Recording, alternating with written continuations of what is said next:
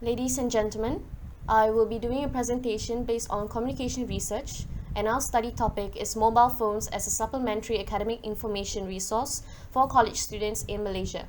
And the presenters will be myself, Amanda Madrigal, Liu Wai Liang, Sheikh Mikael, and Lokai N. As I said before, the study is on mobile phones as a supplementary academic information resource for college students. And as such, according to a survey conducted by the Malaysia Communication and Multimedia Commissions in 2008, it showed that without mobile phones, students can't seem to perform as well in class without the ability to quickly check facts and information during the subjects. Thus, we have concluded 3 research questions as addressed to the study. What is the pattern of the students using mobile phones during classes? What is the problem for students using mobile phones during classes? And what is the relationship between the mobile phones usage and the students who use it? The purpose of this study is to explore mobile phones as a supplementary academic information resources among college youth in Malaysia. According to the survey conducted by MCMC in 2017, revealed that high dependency on mobile phones were observed particularly among the youth between age 18 to 23 in Malaysia. The objectives of our study is to identify on the extent of mobile phone usage among students to search information for academic purposes. After that, it is to study the possible outcomes where mobile phone could be used in a dishonest and disruptive manner regarding university purposes. Besides that, it is to investigate whether students use their mobile phones for personal intent or study purposes. Last but not least, it is to investigate the relationship between the usage of mobile phones and the student who use it. The first hypothesis of this study is mobile phones as a supplementary resource for college students will affect the CGPA levels. After that, female students have higher mobile phone usage compared to male among the university students. The higher level of education, the lower the usage of mobile phones. Last but not least, the different field of education among the college youth, the more usage they use mobile phones. The scope of study. This research was carried out in a higher education provider based in Nilai, Negeri Sembilan, Malaysia from August to November 2018. The research involves college students who are between 18 and 23 years old and currently pursuing their education between their first to sixth semester, including those who are under pre-U studies, degree, and master during August to November 2018. This study is focused on identifying whether college students use mobile phones as a supplementary academic information resource. The study is to show whether mobile phones are useful for college students as a supplementary academic information resource. The follow-through with this study, a questionnaire will be given to students to calculate their phone usage for academic purposes. There are few rationale in this research, which is individual, university or college, society and also global community. Through research, most of the youth utilize mobile phone more than 6 hours per day. Most of the youth are university or college students. They use mobile phone for data collections and education purposes. For example, Google Classroom and Microsoft Office Online. Other than that, from society perspective, internet access or mobile phone able to aid the society to update themselves with latest information. Majority of youth thinks that mobile phone is necessary for them for education purposes as it is very convenient.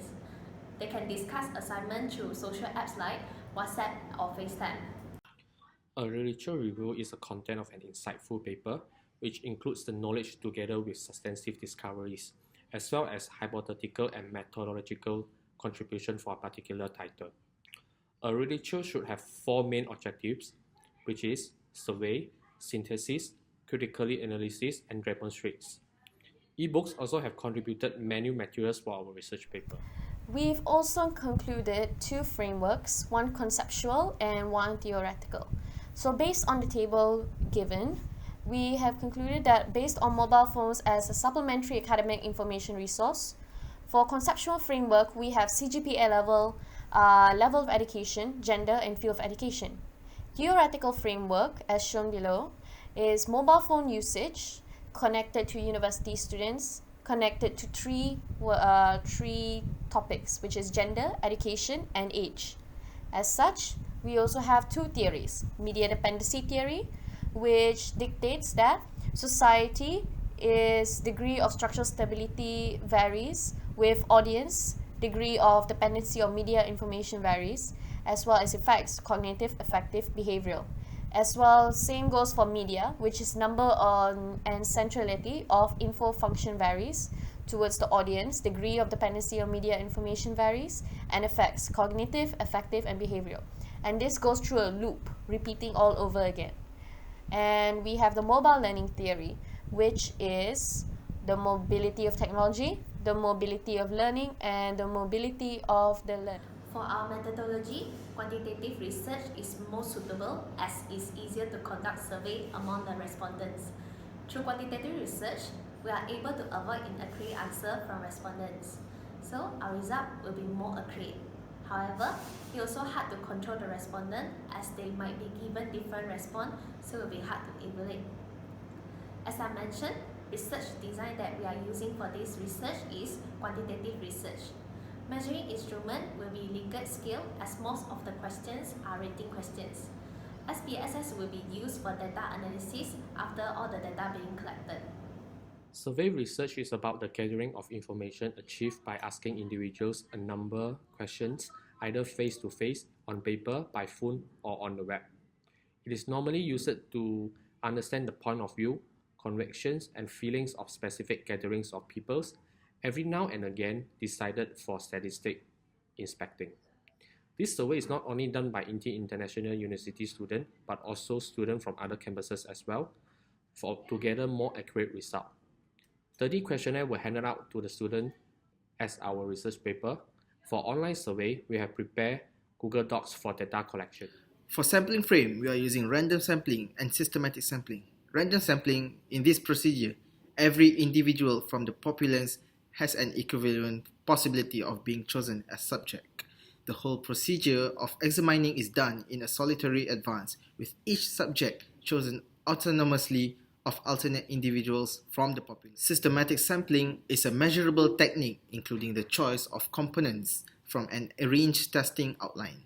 The most widely recognized type of deliberate testing is an equiprobability technique. Questionnaire construction. Questionnaires are utilized in test reviews to inspire reports of certainties, mentalities, and other emotional states. Questionnaire might be managed by interviewers face-to-face or by phone, or they might act naturally directed on paper or another medium, for example, sound tape or the web.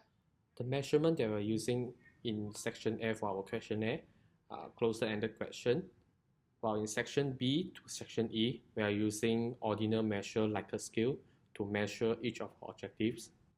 In section F, we are using ordinal measure Likert scale to measure the demographic of each of our respondents. Pre-test. From our pre-test, the data result compound alpha is 0.779, which is at acceptable status. Focus group. For research strategy, we have chosen focus group, a small group of individuals who related to our research background being chosen to conduct our survey, so we are able to get to understand their behavior and attitudes individually. Intensive research. Other than that, we also conducted intensive research with our respondents in order to get their response more details. Ethics is one of the important things in research. Being ethical in research, able to prepare argument and be honest on data result. Unethical manner will affect on the research progression.